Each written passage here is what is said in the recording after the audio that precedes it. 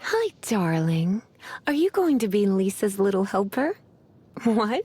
Me? A grand mage? That was a long time ago. I'm just a humble librarian now. Don't worry, darling.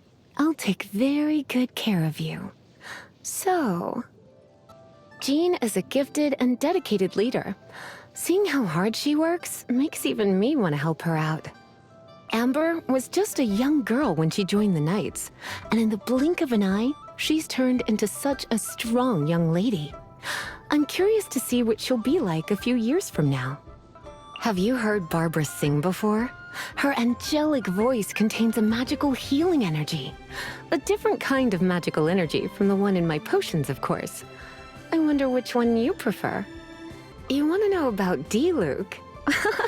In that case, I know someone else you should talk to. Come on, Razor. That's it. Good boy. Let's do some combat practice. I found you the perfect partner. Hey, come back! Last time little Klee wanted to use my workshop for her experiments, I had to say no, and she was angry at me for the rest of the day. What happened the next day, you ask? She went off happily to play outside, of course. Asked Mona.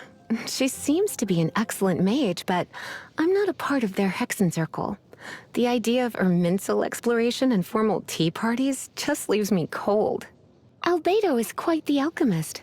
Just say the word and he'll come up with a good solution. He's easy on the eyes, too. Just like you. Fischl.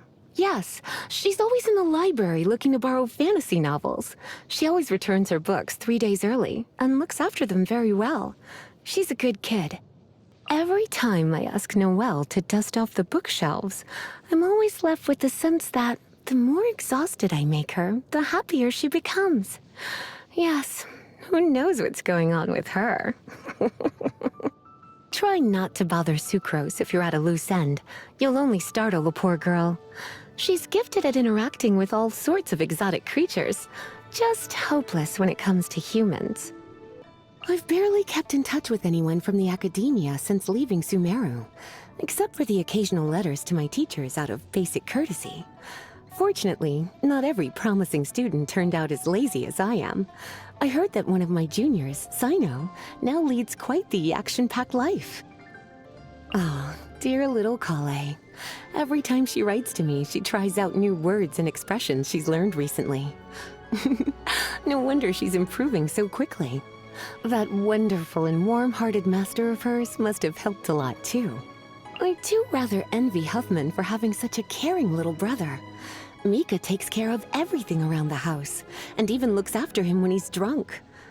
Ah, how nice it must be to lounge around all day without a care in the world. What do you mean I already do that? You're getting quite bold these days, aren't you, cutie?